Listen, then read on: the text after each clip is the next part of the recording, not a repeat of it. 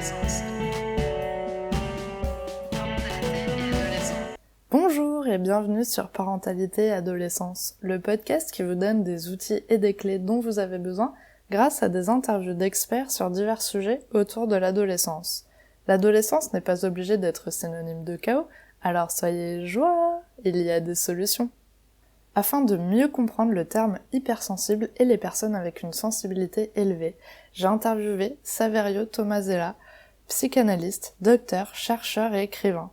C'est un épisode riche avec de nombreux conseils, pistes de réflexion et de très beaux messages. J'espère qu'il vous plaira. Bonne écoute. Bonjour Saverio. Bonjour Sarah, Alors pour commencer, pouvez-vous vous présenter s'il vous plaît?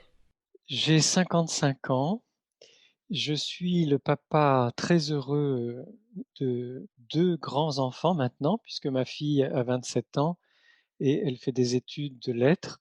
Mon fils, a 24 ans et il commence à travailler là depuis quelques mois. Je suis psychanalyste, donc c'est ma formation.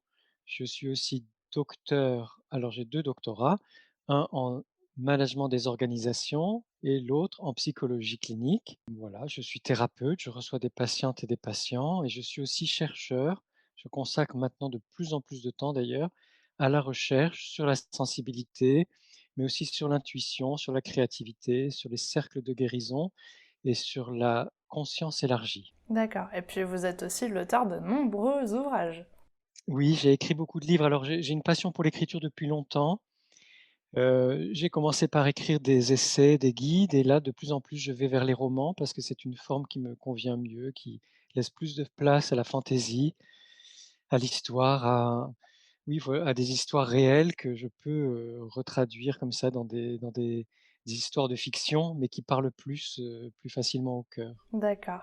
Alors merci beaucoup pour cette présentation. Alors aujourd'hui on va parler de l'hypersensibilité. Est-ce que vous pouvez nous en donner la définition et nous expliquer un petit peu mieux ce que c'est? Alors, vous allez entendre que moi, je ne dis pas hypersensibilité, je vais vous expliquer pourquoi. Mais donc je m'appuie sur, le terme anglo-saxon qui sont, haute sensibilité ou sensibilité élevée, personnes hautement sensibles, ou on parle aussi de grande sensibilité ou de grand sensible. D'accord. Alors la définition de l'hypersensibilité, si on veut, puisqu'en France on l'a souvent traduit comme ça, ou de la sensibilité élevée, elle est très simple cette définition, c'est une sensibilité plus élevée que la moyenne. D'accord. Et elle concerne 30 31 des personnes dans le monde occidental, puisqu'on a maintenant 2 études qui datent de 2018, une sur des enfants de 10 à 15 ans et l'autre sur des adultes, qui montrent qu'effectivement à peu près un tiers de la population est concernée par cette sensibilité plus élevée que la moyenne. D'accord. Alors ça peut être un peu plus élevé ou beaucoup plus élevé et ça va se manifester dans plusieurs directions. D'abord les sensations, puisque ça peut être, une sensibilité plus forte aux lumières ou au bruit ou aux odeurs ou aux saveurs ou à tout ce qui est tactile, hein, notamment les étiquettes qui grattent, mais ça peut être aussi d'autres choses. La sensibilité élevée peut aussi concerner les émotions, avec des émotions plus variées, des émotions plus intenses, donc plus fortes, des émotions qui durent plus longtemps, mais aussi une perméabilité aux émotions des autres. D'accord. Voilà, ça ce sont les 2 grandes caractéristiques de la sensibilité élevée. Il y a aussi, des personnes qui ont une forte empathie. Alors attention, l'empathie, c'est pas simplement je suis perméable aux émotions des autres, hein, c'est que je perçois ce que l'autre est en train de vivre là en ce moment, que ce soit dans ses émotions ou dans une autre, situation D'accord. et ce que l'autre est en train de vivre me touche au point de me mobiliser, j'ai envie de faire quelque chose pour l'aider, par exemple. Donc c'est ça l'empathie, c'est pas simplement être perméable aux émotions des autres. D'accord. Parce que sinon il y a des confusions qui sont faites Mm. et après on emploie mal les termes. Généralement, les personnes qui sont très sensibles sont aussi, en tout cas une grande partie d'entre elles, très intuitives. Ça ne veut pas dire qu'elles écoutent leurs intuitions parce qu'on est dans une culture qui est très rationaliste, hein, qui est très technologique, donc on ne nous apprend pas quand on est enfant, adolescent, à écouter nos intuitions, ce qui est vraiment dommage. Mais en tout cas, la personne très sensible a un accès, plus fort à ses intuitions et aussi, ce sont souvent des personnes qui sont très créatives, fantaisistes, originales et qui vont donc atypiques et qui vont se sentir fréquemment en décalage avec le reste de leur entourage ou de la population. Donc ça, c'est la définition, on va dire, simple. D'accord. Mais pour préciser un peu, et parce que ça aide à comprendre, la définition scientifique de la sensibilité élevée ou de l'hypersensibilité pour les personnes qui le disent comme ça, elle est simple aussi, c'est le traitement sensoriel approfondi des informations. C'est-à-dire que les personnes hautement sensibles, les personnes ultrasensibles, sont des personnes qui vont passer plus de temps à traiter la moindre information, qu'elle vienne sous forme de sensations, d'émotions ou d'idées, une information qu'on a à la télévision, sur internet, une règle, qui est donnée en classe pour un enfant ou un adolescent ou à la maison, la moindre information ou un sourire ou au contraire quelqu'un qui fait la tête, heu, un geste, puisque les personnes, hautement sensibles sont très, comment dire, capables de repérer la communication implicite, les intonations, les silences, les mimiques, les grimaces, et tout ce qui est non verbal. Eh bien, la moindre de ces informations va être traitée en profondeur par la personne hautement sensible. Donc, ça prend plus de temps, ça demande plus d'énergie et on va saturer plus vite. C'est-à-dire que les personnes hautement sensibles vont être hyper stimulées. C'est pour ça que c'est plus difficile pour une personne très sensible d'aller dans un centre commercial, d'être dans les transports en commun, d'être dans un grand dîner ou une boîte de nuit ou des endroits où il y a beaucoup de monde, même si ça lui fait plaisir, hein, Ouais. de faire des courses dans un centre commercial ou d'être avec des amis qui sont nombreux, ou une réunion de famille. Mais très vite, il va y avoir un afflux d'informations qui vont fatiguer cette personne, qui va se sentir saturée, surtout s'il y a des émotions, puisque les émotions nous engagent affectivement plus qu'une simple idée comme ça. Et ce sont donc des personnes qui vont se fatiguer plus vite. Ce n'est pas grave, il s'agit de simplement savoir que c'est comme ça. Ouais. On sature plus vite et donc on a besoin de plus de repos. D'accord. Ben, merci beaucoup pour cette définition très complète. Mais alors, d'où vient cette sensibilité élevée? Est-ce que c'est quelque chose où on est avec ou d'où ça vient? Est-ce qu'on sait un petit peu comment ça se passe? Oui, aujourd'hui, on a plus d'informations sur l'origine de la sensibilité élevée. Alors, il y a plusieurs pistes. La première, c'est la piste génétique. Hélène Aron, donc la chercheuse qui est la première aux États-Unis à commencer à s'intéresser à ces phénomènes de sensibilité élevée dans les années 90, avance une possibilité génétique qui n'est pas encore complètement prouvée. Et elle dit bien, attention, ce n'est pas la seule source possible de sensibilité élevée. D'accord. Donc, dans l'étude dont on dispose, du point de vue génétique, certains chercheurs ont trouvé un gène qui a une petite différence pour les personnes qui sont hautement sensibles. C'est le gène de l'utilisation de la sérotonine. La sérotonine, c'est l'hormone du bien-être, du bonheur, de la bonne humeur. Donc elle est très importante. C'est aussi une hormone qui va favoriser le calme, la détente et le sommeil. D'accord. Donc chez ces personnes qui ont un gène d'utilisation de la sérotonine un peu différent, il y a une branche de ce gène qui n'existe pas, hein. On appelle ça un allèle. D'accord. Donc sur ce gène, il y a une toute petite différence qui fait que ces personnes-là utilisent moins leur sérotonine. C'est pas qu'elles n'en produisent moins, elles produisent autant d'hormones du bonheur que les autres, mais elles l'utilisent moins et moins facilement. Et donc ça prédisposerait, je le dis bien comme ça parce que ce n'est pas encore sûr, il n'y a qu'une seule étude là-dessus, ça prédisposerait ces personnes à être plus anxieuses, plus facilement déprimées et dans les situations très difficiles, avoir plus tendance au suicide. D'accord. Donc vous voyez comme c'est difficile, hein, à partir du moment où on met en évidence cette caractéristique génétique, on se rend bien compte qu'il y a un enjeu très important pour permettre à ces personnes-là d'être moins anxieuses, moins déprimées et de moins, avoir l'idée ou la tendance de mettre fin à leur jour. C'est quelque chose de très important et ça va être lié du point de vue génétique à d'autres découvertes et d'autres études qui montrent que les enfants et les adolescents ultra sensibles ou particulièrement sensibles sont particulièrement réactifs au stress et que si ces enfants-là grandissent dans un environnement de misère ou de racisme ou de maltraitance ou d'abus ou tout simplement de violence et de tout le temps des mauvaises nouvelles, ce sont des enfants qui vont être plus malades, plus fortement malades, mais aussi plus souvent malades, qui vont être plus souvent blessés, qui vont se blesser plus souvent, qui peuvent aussi devenir les boucs émissaires dans leur classe. Voilà, donc on s'est rendu compte que cette prédisposition de ces enfants et ces adolescents faisait qu'ils étaient plus impactés par les difficultés dans leur environnement. En revanche, et toujours du côté des études qui sont faites, par rapport à la génétique, on se rend compte que si au contraire un de ces enfants ou de ces adolescents-là naît et grandit dans un environnement favorable, qui l'aime, qui le soutient, qui l'encourage, qui l'écoute, qui le respecte, et cetera, toute l'éducation bienveillante, eh bien ces enfants-là vont profiter beaucoup plus de tous les avantages de leur environnement qu'un enfant moyennement sensible ou qui n'est pas hautement sensible. Et on appelle ça la sensibilité avantageuse. D'accord. La sensibilité avantageuse, c'est le fait de pouvoir bénéficier plus de tout ce qui va bien dans notre environnement. Et donc même un enfant qui naîtrait dans un environnement où c'est pas facile, où il y a beaucoup de stress, et cetera, il profite plus des brefs moments ou des rares moments où quelqu'un s'intéresse à elle ou à lui, le soutient, l'encourage, l'écoute, et cetera. Donc ça, c'est très important. C'est du côté de toutes les études qui ont été faites par rapport à la génétique. D'accord.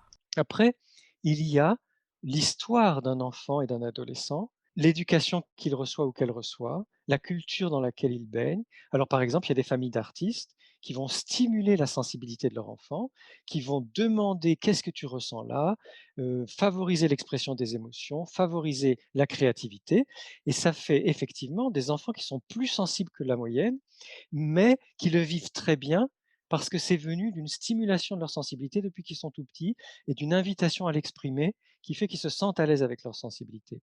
En revanche, il y a d'autres familles dans lesquelles les émotions sont mal vues et l'enfant ne sait pas très bien repérer les émotions qu'il ressent, mais ne sait pas non plus très bien les exprimer puisqu'on lui demande jamais ce qu'il ressent, ou alors quand il exprime une émotion, on lui dit tais-toi, n'en fais pas trop, tu exagères, etc. Et ces enfants-là vont donc avoir une sensibilité élevée qui va être difficile à vivre parce qu'ils ne savent pas comment l'expliquer. Et ils savent même d'ailleurs pas trop comment la repérer en eux-mêmes. Donc vous voyez, l'environnement peut aussi beaucoup jouer sur la façon dont la sensibilité va être plus ou moins bien vécue, plus ou moins stimulée. Et parfois, dans les environnements qui ne stimulent pas la sensibilité, elle est stimulée d'une autre façon, par des questionnements et des doutes. Mais pourquoi on ne veut pas m'entendre? Mais pourquoi on n'écoute pas ce que je veux dire? Mais pourquoi on n'accueille pas mes émotions? Pourquoi mes parents font la tête dès que je suis un peu différent, que je suis créatif ou original? Donc, c'est pas directement la sensibilité qui est stimulée en demandant de l'exprimer ou de l'affirmer, mais c'est par des doutes, des questionnements, des interrogations sur soi-même qui font que cette sensibilité va être mal vécue. Surtout si l'entourage à l'école blâme l'enfant ou le moque ou le tourne en ridicule parce qu'il a une sensibilité un peu différente des autres. Tout ça va beaucoup jouer. Et la dernière chose qui est très importante, alors l'avant-dernière chose, parce qu'après il y a une raison hormonale qui concerne plutôt les filles, donc j'en parlerai en dernier. L'avant-dernière chose qui est très importante, ce sont nos traumatismes. Aujourd'hui, malheureusement, il n'y a plus aucune famille qui échappe au traumatisme. Dans toute famille, sur plusieurs générations, il y a eu un ou plusieurs gros traumatismes et chacun de nous, chacune de nous peut avoir vécu des moments vraiment difficiles, des chocs, des épreuves qui font que nous sommes marqués par ce que nous vivons. Et tout cela va de toute façon exacerber notre sensibilité, nous mettre à vif, faire que dans certaines situations, nous vivons moins bien ce que nous ressentons parce que ça nous rappelle ou ça réactive des traumatismes que nous avons vécus. Et dernière chose qui va concerner uniquement les filles et les femmes, c'est la question hormonale, c'est-à-dire que dans la période prémenstruelle, au moment où les hormones sont très très fortes avant l'arrivée des règles ou au début de l'arrivée des menstrues, au moment où une femme est enceinte, mais aussi au moment de la ménopause, c'est dans ces 3 cas-là, les femmes sont hypersensibles nécessairement. Enfin, quasiment, enfin, la plupart des femmes sont très sensibles parce qu'elles ont un afflux d'hormones ou un bouleversement hormonal qui fait que ça n'est pas comme d'habitude, que c'est difficile à vivre et que ça les met à vif. Donc ça les rend hypersensibles. D'accord. Est-ce que il y a un moyen de savoir si on est ultra sensible, est-ce qu'il existe des tests ou des diagnostics? Comment on peut savoir ça, hormis le fait de repérer certains signaux où on peut se dire peut-être un peu sensible à tel ou tel moment, si on essaye de faire un petit peu attention. Mais est-ce qu'il y a un diagnostic qui est possible d'avoir pour vraiment être sûr ou de savoir si on est ultra sensible? Oui, alors on va pas parler de diagnostic puisqu'il ne s'agit pas d'une pathologie, il ne s'agit pas d'une maladie, il s'agit simplement d'un tempérament qui concerne un tiers de la population. On va parler d'évaluation. D'accord. Donc il y a effectivement des moyens de s'auto-évaluer, à moins d'aller voir un psy et que ce professionnel soit suffisamment bien informé sur la question pour pouvoir vous évaluer. Mais sinon, il y a 2 tests qui existent et qui permettent de s'évaluer. Le premier en anglais sur le site d'Hélène Aron, et le deuxième est en français sur le site de l'Observatoire de la sensibilité. Je crois que l'adresse c'est lasensibilité.com, quelque chose comme ça. Donc en tout cas, c'est l'Observatoire de la sensibilité. Il y a plusieurs tests, mais le premier, c'est le test général qui permet de s'évaluer. Donc il y a une quarantaine de questions. Si on répond oui ou peut-être à 20 de ces questions, c'est qu'on est probablement hautement sensible. Si on répond oui ou peut-être à 30 de ces 40 questions, alors là, c'est sûr qu'on est hautement sensible et il y a beaucoup de personnes qui peuvent même répondre, à 35 ou 40, des questions par l'affirmative. D'accord. Donc ça permet déjà d'avoir une première évaluation qui confirme une intuition qu'on a généralement depuis qu'on est enfant. On s'est rendu compte qu'effectivement, dans certaines circonstances ou avec certaines personnes, on était plus sensible, on ressentait les choses plus fort que les autres, mais ça permet de le confirmer, donc de se rassurer par rapport à ça. Je vais simplement revenir sur la l'utilisation des mots parce qu'elle a une importance, dans le fait de bien vivre sa sensibilité élevée. Mmh. Il se trouve que en langue française, le mot hypersensible et le mot aussi hypersensibilité sont issus du vocabulaire médical. Si vous regardez bien les notices des médicaments, il y a toujours à un moment marqué «sauf hypersensibilité à l'un des composants». Ah Et oui, qu'est-ce que ça veut dire hypersensibilité en médecine? Ça veut dire intolérance ou allergie. d'accord. Et donc les médecins et le monde médical va utiliser le mot hypersensible et le mot hypersensibilité parce qu'il y a une intolérance ou une allergie ou quelque chose qui s'en approche. C'est pour ça que parfois, chez des patients ou des patientes, quand ils disent à leur famille: «Je suis hypersensible», le plus souvent, on leur répond: «Ah bon, eh ben, maintenant tu sais que tu es malade, tu vas pouvoir te faire soigner». Ce qui fait que même si je n'aimais déjà pas le terme hypersensible parce qu'il y a il pourrait y avoir cette idée de trop sensible dans le hyper, le fait que de par notre culture médicale, on associe ce terme à allergie ou intolérance, je conseille de ne pas trop dire je suis hypersensible. Il vaut mieux dire je suis très sensible, ou je suis hautement sensible, ou j'ai une sensibilité élevée, ou je suis particulièrement sensible. C'est-à-dire même si c'est un peu plus long à dire, Mmh. de trouver une autre formulation, parce que sinon on va associer ça, même inconsciemment, à quelque chose de médical, et on va croire qu'on a une maladie. D'accord. C'est pour ça que moi, très tôt, j'avais proposé le mot ultra sensible, parce que en latin, ultra, c'est quelque chose de valorisant. On parle d'ultraviolet, d'ultrason. On dit aujourd'hui c'est ultra cool. Ça veut dire c'est super cool. Ça veut dire c'est super bien. Donc je préfère qu'on dise je suis ultra sensible parce que ça nous valorise. Mais il y a des personnes qui disent ah ultra ça a l'air encore plus fort. Donc qui ont peur de dire ultra sensible. Mais dans ce cas-là, dites simplement je suis très sensible ou je suis particulièrement sensible. Comme ça permettra à votre entourage de vous entendre dans votre spécificité de sensibilité et non pas de vous coller l'étiquette qu'il y aurait peut-être un problème médical à la clé. C'est vrai que vous avez raison, souvent on a l'impression que les autres personnes voient ça plutôt d'un aspect un peu négatif ou de fragilité. Enfin, en tout cas, il n'y a rien de positif qui en ressort en général. Et pour avoir échangé avec quelques personnes avec une sensibilité élevée, même pour moi, du coup, c'est dur d'utiliser un autre terme. Il y a des moments dans leur vie où ça devient handicapant, cette sensibilité. Est-ce que vous pouvez un petit peu nous en parler? Est-ce que vous avez des exemples ou est-ce que vous savez à quel moment ça peut devenir handicapant dans le quotidien d'une personne? Oui, bien sûr, je vais vous répondre. Je trouve déjà que le mot handicapant, il est très fort. Ouais. Ça peut l'être, hein, ça peut l'être, mais ce que je voudrais, c'est bien faire comprendre que la sensibilité élevée, ou la haute sensibilité, ou la grande sensibilité, on dit comme on veut, que le fait d'être très sensible, ça n'est pas un problème en soi. La difficulté de vivre sa sensibilité élevée, elle vient du type d'environnement ou d'entourage dans lequel on évolue.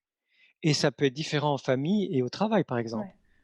On peut avoir une entreprise super créative qui accepte bien notre sensibilité élevée, alors que notre famille ne l'accepte pas et inversement. Il y a des familles qui vont être à l'aise avec la sensibilité élevée d'un de leurs membres ou de plusieurs de leurs membres, alors qu'au travail, on est dans des structures encore très hiérarchiques, patriarcales, vieux jeu sur le mode de la technique et du machisme, où la sensibilité est vue comme une faiblesse, et où donc on demande à tout le monde de surtout pas exprimer sa sensibilité et encore moins ses émotions parce que ça ne va pas du tout, c'est mal vu. Donc, suivant l'environnement, ou alors ça peut être un club de sport où la sensibilité est bien vue, ou au contraire mal vue. On va au conservatoire, on fait de la danse, de chant, de la musique. Nos profs nous disent: «Exprime ta sensibilité, c'est merveilleux», et dans les transports en commun, on se rend compte que c'est tout le contraire. On nous demande de surtout pas exprimer quoi que ce soit. Donc, je pense que ça dépend aussi beaucoup de Ouais. l'environnement qui font que on se rend compte que notre sensibilité, même si elle est très élevée, peut être bien accueillie ou au moins bien tolérée, mais parfois même bien accueillie, suivant les personnes et les environnements dans lesquels nous évoluons, alors que dans d'autres circonstances, d'autres situations, d'autres cultures, ça va être la catastrophe, le truc vraiment impensable. Mmh. Alors, il faut cacher ses émotions, il faut pas montrer qu'on est sensible, etc. Donc, de bien déjà faire la différence dans quel environnement je peux être qui je suis, exprimer ma sensibilité, être exactement comme j'ai envie d'être, et ça permet d'être beaucoup plus détendu et de vivre mieux les choses. Donc ça, c'est très important, et dans ces environnements favorables, la sensibilité élevée ne sera jamais ni un problème, ni encore moins un handicap. Mmh. En revanche, elle devient difficile à vivre chaque fois qu'on n'a pas envie, que les autres n'ont pas envie de nous accepter tels que nous sommes, c'est-à-dire différents, avec une sensibilité plus élevée, avec des émotions plus fortes et plus variées, avec une intuition plus grande, avec une créativité qui peut les décontenancer. Et là, l'attitude à avoir, elle est extrêmement simple. C'est de se dire: «Je n'ai pas de problème. Ma sensibilité n'est pas un problème». Donc s'il y a un problème dans cet environnement-là, c'est la culture de l'environnement qui est le problème. C'est une culture qui n'est pas encore assez ouverte à la sensibilité. Le problème vient de ce qui se passe socialement dans cet environnement, de ses valeurs. Dans les valeurs de cet environnement, il y a quelque chose qui cloche vraiment, il y a un problème avec la sensibilité. C'est là qu'est la difficulté, et non pas moi. Ce n'est plus à nous. C'est grâce à toutes ces recherches qu'on fait depuis le début des années 1990, on sait maintenant, heureusement, que ce n'est pas la sensibilité qui est le problème. C'est l'environnement qui n'est pas accueillant pour la sensibilité. Et soit on a la force, le courage et suffisamment de soutien pour pouvoir, dénoncer l'environnement en disant: «Mais c'est vous qui avez un problème, avec vos valeurs, rétrogrades, ou vous pensez que la sensibilité est une faiblesse alors que ça n'est pas le cas dans la réalité», et c'est très bien, on peut le faire et ça fera bouger l'environnement petit à petit. Soit on n'a pas ce type de tempérament combatif et frontal, et à ce moment-là, on ne le dit pas, mais on le pense suffisamment fort pour se dire: «Bah, c'est eux qui ont un problème et pas moi, et moi je vais rester qui je suis, avec ma sensibilité. Peut-être que je vais moduler ma façon de l'exprimer, garder mes meilleurs collègues, mes meilleurs amis, mon frère ou ma sœur pour, dire ce que je pense et ce que je ressens. Je ne vais pas tout dire aux autres, mais ce n'est pas à moi de me remettre en question». Et puis sinon, il y a les cas particuliers par rapport aux sensations. C'est-à-dire qu'effectivement, si vous travaillez en open space, ça peut être extrêmement difficile pour une personne qui a une sensibilité élevée, parce qu'il y a beaucoup de bruit, ou parce qu'il y a beaucoup de lumière, ou parce qu'il y a beaucoup d'odeurs, ou parce qu'il y a des conversations de toutes sortes et qu'on n'a pas forcément envie d'entendre de tout ce que les gens ont fait le week-end, et cetera, ni les blagues salaces que les gens font. Parce qu'il faut savoir que les ultrasensibles n'aiment pas la trivialité, ils n'aiment pas la vulgarité, ils n'aiment pas, tout ce qui est grossier. Il y a un médecin grec au IIIe siècle après Jésus-Christ qui l'a découvert, hein. Ça, c'est une découverte très, très ancienne sur le tempérament délicat qui fait que certaines personnes, qui sont beaucoup plus nombreuses qu'on croit, n'aiment pas les blagues salaces. Ça ne veut pas dire qu'on est mal à l'aise avec notre sexualité, non, on aime beaucoup la sexualité avec la personne qu'on aime. On n'a pas forcément envie de parler de choses crues et de façon indélicate avec n'importe qui, les collègues, des gens qu'on ne connaît pas, et cetera. Non, on réserve ça à l'intimité.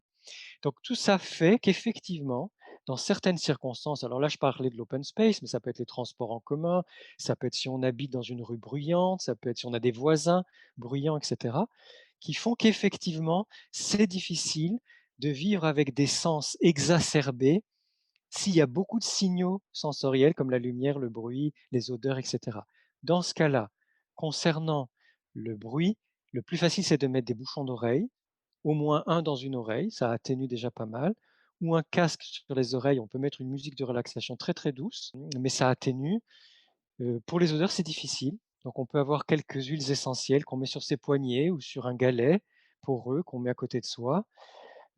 Pour la lumière, alors soit on porte des lunettes de couleur ou de soleil, soit on essaye de faire baisser la lumière, dans les endroits où on évolue. Voilà, et ça, c'est le plus difficile parce qu'effectivement, faire baisser le niveau sonore d'un environnement de travail, Ouais, par exemple, ou ça dépend pas que de nous. Mais dans la plupart des cas, les personnes hautement sensibles que je connais, que je suis en thérapie ou que j'écoute pendant que je fais des enquêtes, me disent que progressivement, elles trouvent comment faire pour se créer un environnement, au moins chez elles, qui soit un environnement favorable, qui respecte leur sensibilité élevée. d'accord. Bah, merci beaucoup parce que c'est plein de bons conseils, donc c'est très intéressant. Alors pour revenir un petit peu sur notre sujet de l'adolescence, comment savoir si son ado est ultra sensible, sachant qu'à l'adolescence, il se passe déjà plein de choses. Donc, est-ce qu'il y a des petits signaux que les parents peuvent repérer pour essayer de détecter si leur ado est hypersensible ou pas?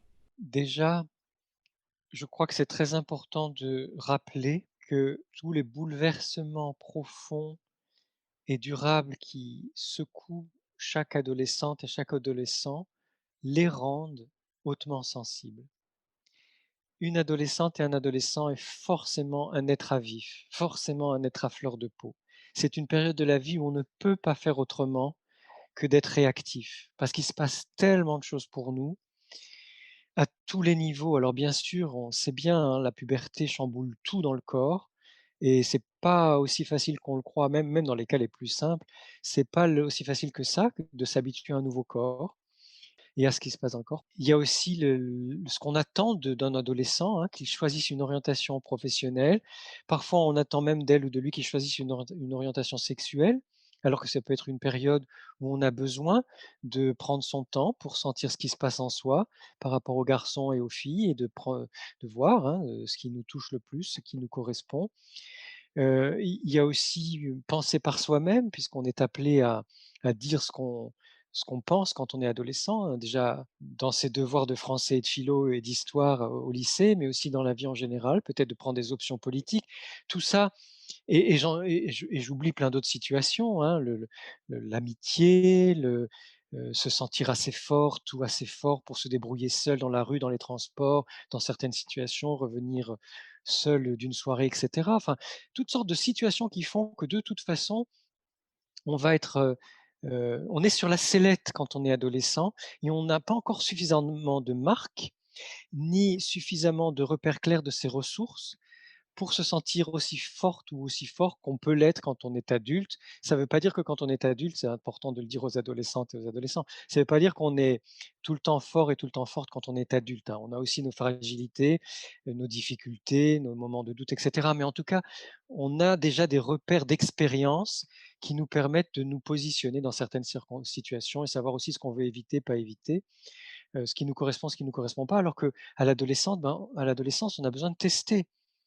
Et d'ailleurs, j'encourage les adolescentes et les adolescents à ne pas trop tester de choses dangereuses comme l'alcool, la drogue, et cetera, de faire bien attention par rapport à ça, même si ça peut paraître tentant. On n'a pas besoin non plus de perdre la tête au sens propre, hein, de perdre complètement la maîtrise de sa conscience et de qui on est, de ce qu'on fait, sous prétexte que les autres le font autour de nous. Donc quoi qu'il en soit, tout ce contexte de grands bouleversements fait que tous les adolescents sont plus sensibles que la moyenne et plus sensibles que ce qu'ils étaient avant Ouais. leur adolescence. Donc pour les parents, ils à mon avis, ils ont déjà repéré quand leur enfant avait 2, 3, 4, 5 ans, 7 ans, 10 ans, 12 ans, si cet enfant-là avait beaucoup d'émotions, beaucoup de créativité, beaucoup d'intuition, une sensibilité particulière aux lumières, aux bruits, aux odeurs, aux étiquettes qui grattent, aux textiles et cetera, ou une originalité dans sa sensibilité et rien que ça donne une clé aux parents qui savent déjà si leur adolescent a un terrain Ouais. de sensibilité élevée ou pas. Et sur ce terrain de sensibilité élevée, eh bien, ça va amplifier tout ce qui se passe à l'adolescence. Et D'accord. c'est pour ça que certains adolescents, parfois plus les garçons que les filles, mais ça peut arriver aux filles aussi, à l'adolescence vont se replier beaucoup sur elles-mêmes et sur eux-mêmes. Et je demande aux parents de ne pas leur en vouloir parce que c'est une bonne protection. Si vos enfants se replient sur elles-mêmes ou sur eux-mêmes à l'adolescence, c'est qu'ils en ont besoin. C'est que par rapport à cet afflux d'informations de toutes parts, en eux-mêmes et hors d'eux-mêmes, eh bien, c'est pas possible de faire face à tout. Et souvent, les adolescents ultra sensibles vont avoir besoin de phases ou même d'années de repli. Alors, ça peut être se replier sur les études, se replier sur la meilleure amie, se replier sur un certain type de film, parfois même des jeux vidéo, quelque chose qui, ou le grand-père, la grand-mère, enfin, ils vont se replier sur la chose qui, ou le père ou la mère, hein, ou le frère ou la sœur, mais ils se replient sur soit une activité, soit une personne, soit sur eux-mêmes, parce qu'il y a des personnes très introspectives et introverties, et c'est pas un problème non plus. En tout cas, ce mouvement de repli est salutaire parce qu'il permet de sauvegarder l'identité en mouvement, quelque chose de profond, et ce sont des personnes qui vont se révéler plus tard. Quand elles sont à la fac ou même quand elles vont commencer à travailler, elles ont besoin de ces années de repli pour se construire en tant qu'être humain dans une période tellement troublée. Et d'autres, au contraire, vont être extravertis, vont se révolter, vont faire des bêtises. Et c'est aussi un passage de l'adolescence. Et dans ce cas-là, je demande aussi aux parents de l'indulgence parce que un adolescent qui fait des bêtises, c'est pas forcément de la provocation, c'est simplement pour essayer de voir quelles sont ses forces par rapport aux mystères de la vie, aux difficultés de la vie ou aux enjeux du monde des adultes. D'accord. Est-ce que vous avez quelques petits conseils pour les parents? Donc vous en avez donné quelques-uns déjà, mais comment ils peuvent aider leur ado à ce moment-là au quotidien? Est-ce qu'il y a des petites choses qu'ils peuvent faire ou qu'ils peuvent mettre en place pour qu'ils puissent mieux vivre cette ultra-sensibilité? Oui, alors je vais commencer par les grandes choses et venir aux petites après. Les grandes choses qui sont valables pour un enfant sont, pour l'éducation d'un enfant, restent valables pour l'éducation d'un adolescent. Et c'est très important de les rappeler. La première chose, c'est ne pas juger. C'est difficile pour nous parents. Aucun parent n'est parfait. Et les psys qui sont parents sont pas des meilleurs parents que les autres, hein. Je dis ça pour décomplexer tout le monde. J'ai fait des erreurs avec mes enfants, et mes adolescents, voilà, mais et on essaye d'apprendre de nos erreurs. Ne pas juger nos enfants, ne pas juger nos adolescents, parce que dès qu'on commence à juger, déjà nous-mêmes, on s'enferme dans des étiquettes qu'on leur colle dessus. Il est comme ci, elle est comme ça, et c'est pas bon ni pour nous ni pour eux. Mais surtout, on les prive de la possibilité de s'appuyer sur leurs ressources. Parce que ça va les mettre dans soit dans la tristesse, pourquoi elle ou il me juge comme ça, soit dans la révolte, soit dans la perte de leurs moyens. Donc la grande attitude favorable pour le parent de l'adolescent et donc pour les adolescents, la grande attitude favorable, c'est l'écoute. Dis-moi, toi, ce que tu ressens.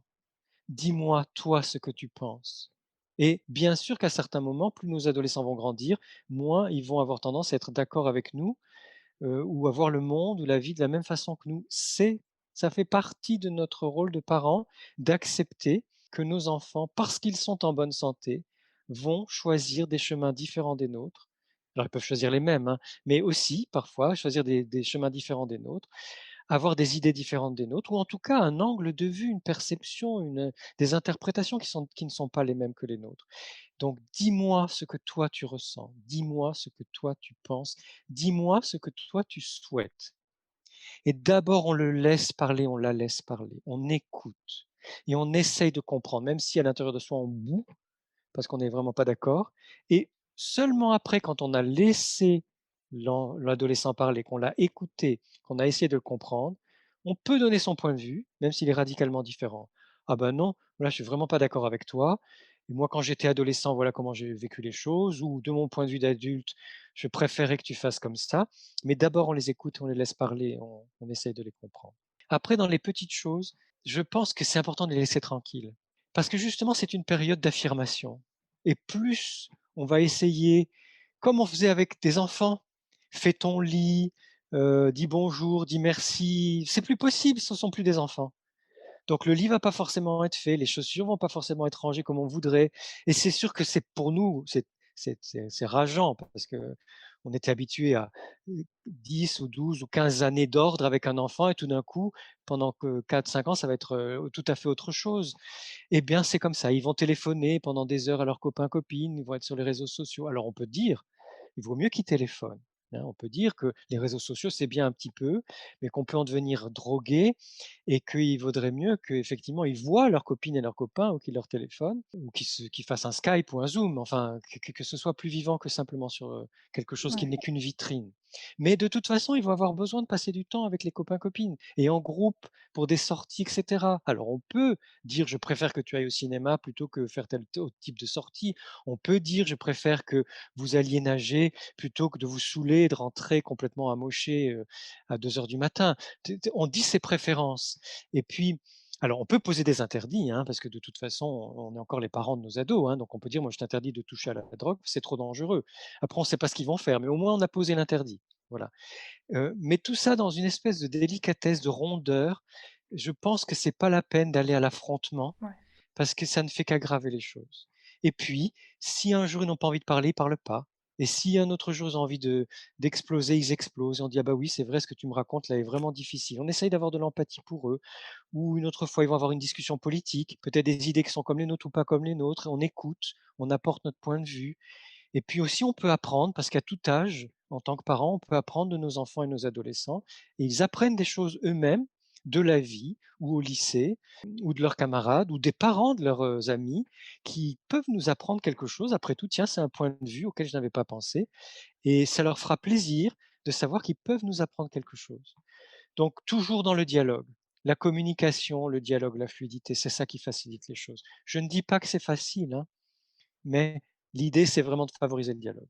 Faut au moins essayer et puis après on s'adapte en fonction de son ado parce qu'ils sont tous différents donc il faut essayer de trouver un juste milieu et d'essayer de faire au mieux. Dans tous Voilà les cas, et il y puis aura des d'accueillir erreurs mais oui et d'accueillir leurs amours, c'est-à-dire, bon, bah, de toute façon, à l'adolescence, il va y avoir des élans amoureux, des affections très fortes, qu'ils soient amicales ou amoureuses et c'est important qu'ils puissent ou elles puissent en parler en famille, au moins à un des 2 parents, et d'écouter. Bon, bah, oui, nous aussi, quand nous étions jeunes, nous avons été av pris dans de très fortes amitiés ou ouais. de très forts sentiments amoureux. C'est important qu'ils puissent en parler à au moins un de leurs parents. Mmh.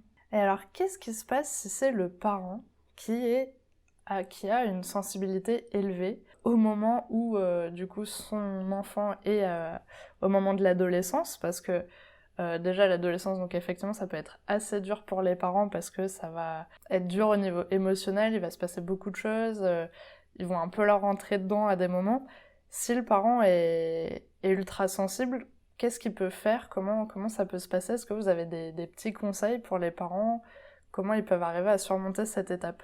Oui, déjà, souvent, pas tout le temps, hein, mais souvent, quand un enfant ou un adolescent est ultra sensible, c'est qu'au moins un des 2 parents l'est, soit parce qu'il y a cette, transmission génétique, soit tout simplement parce que c'est une façon particulière de vivre sa sensibilité et que par imitation, par culture familiale aussi, l'enfant a choisi de vivre sa sensibilité comme le parent qui est ultra sensible.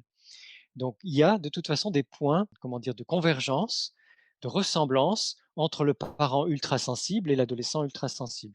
Ça peut donc être plus explosif, ça peut être, plus douloureux aussi dans les moments où c'est difficile parce que les émotions sont amplifiées par la sensibilité élevée, mais ça peut aussi être, une source de meilleure compréhension, de connivence, de proximité avec son adolescent ultra sensible et donc là, moi, ce que je recommande, c'est de bien accueillir sa propre sensibilité, surtout si elle est élevée en tant que parent. Plus le parent accueille, mieux il accueille ou elle accueille sa sensibilité, surtout si elle est élevée, mieux elle ou il sera capable d'accueillir la sensibilité, élevée ou pas, de son adolescent et donc plus on se cabre, plus on se braque contre sa propre sensibilité à soi en tant que parent, plus ce sera difficile pour nous d'accepter les émotions, les sensations, les intuitions, la créativité de notre enfant. Alors, c'est le moment, c'est l'occasion ou jamais de d'ouvrir grand notre cœur, d'abord pour nous-mêmes, avec indulgence, en accueillant qui nous sommes comme maîtres sensibles et ça va vraiment beaucoup nous aider à accueillir notre adolescente ou notre adolescent. Bah, c'est un super beau message. Alors j'arrive à la question justement pour les auditeurs. Avez-vous un message à transmettre aux personnes qui nous écoutent aujourd'hui? Oui, j'ai un message à transmettre qui est un message d'amour. Je pense que vraiment le monde dans lequel nous vivons est un monde en plein chaos. Ce monde a besoin encore plus d'amour, de paix, de lumière. Alors ça peut sembler comme ça un peu facile à dire, mais je vous assure que j'essaye de le vivre au quotidien pour moi-même et avec mes proches et les personnes avec lesquelles je travaille. C'est-à-dire beaucoup d'indulgence, beaucoup de douceur, beaucoup de tolérance, beaucoup d'empathie, de bienveillance, d'écoute, et puis essayer de ne plus être dans la compétition, la concurrence, tout ce qui fait qu'on serait les uns contre les autres, d'être dans une espèce de désir, de volonté de nous rassembler, de faire les choses ensemble, de créer ensemble, de grandir ensemble, d'apprendre ensemble. Je pense que vraiment on en est à un stade de l'histoire de l'humanité, au-delà de la sensibilité élevée qui, à mon avis, requiert d'autant plus de douceur et d'indulgence et d'ouverture, mais pour tout le monde. Et que donc le message que je voudrais faire passer, c'est vraiment un message. Alors moi je dis d'amour, mais si les gens qui m'écoutent sont gênés par le mot amour, c'est dites-vous simplement bienveillance ou empathie ou je sais pas moi, Positif. d'être bien les uns avec les autres. Oui, oui, totalement. En tout cas, c'est un très De beau bonne message. volonté, on peut dire tout simplement. Oui. Bah, c'est sûr qu'on en a tous besoin en ce moment. Pour finir, avez-vous des livres à conseiller pour mieux vivre sa sensibilité élevée? Oui, alors, je vais d'abord, pour une fois, commencer par mes propres livres et je vais vous expliquer pourquoi. Il y a d'abord une raison simplement économique, c'est que tout le travail de recherche que je fais depuis des années et que je fais de plus en plus, puisque j'y consacre de plus en plus de temps, est un travail bénévole et D'accord. ma seule source de revenus, en dehors des quelques patientes et patients que je continue à suivre, ma seule source de revenus, c'est donc les droits d'auteur que je touche que sur les livres qui sont vendus. D'accord. Donc maintenant, j'appelle un peu les personnes qui m'écoutent à faire, une espèce d'œuvre charitable aussi pour que je puisse continuer mes recherches et que donc je puisse continuer à toucher les droits d'auteur. Les livres que j'ai écrits sont aussi, à mon avis, importants parce que j'ai depuis le début une approche ouverte où je suis à l'écoute de toutes les recherches qui existent sur la sensibilité élevée et je ne défends pas une idée parmi les multiples, trouvailles ou découvertes qui ont été faites et donc j'ai essayé dans chacun de mes livres d'apporter un panorama global sur tout ce qu'on peut trouver concernant la sensibilité élevée. D'accord. Donc les plus simples, ce sont les romans. Il y a 2 romans vraiment dédiés à la sensibilité élevée ou à l'ultrasensibilité. C'est pour les adultes ou la famille, en général, À fleur de peau, qui est le roman qui explique comment ça se passe quand on est ultrasensible et comment on peut vivre avec. Puis il a été suivi par un roman qui s'appelle Comme un enfant et qui est plus centré sur la sensibilité élevée des enfants et des parents avec les enfants, puisque dans l'histoire, il y a aussi un père qui découvre que sa sensibilité est élevée.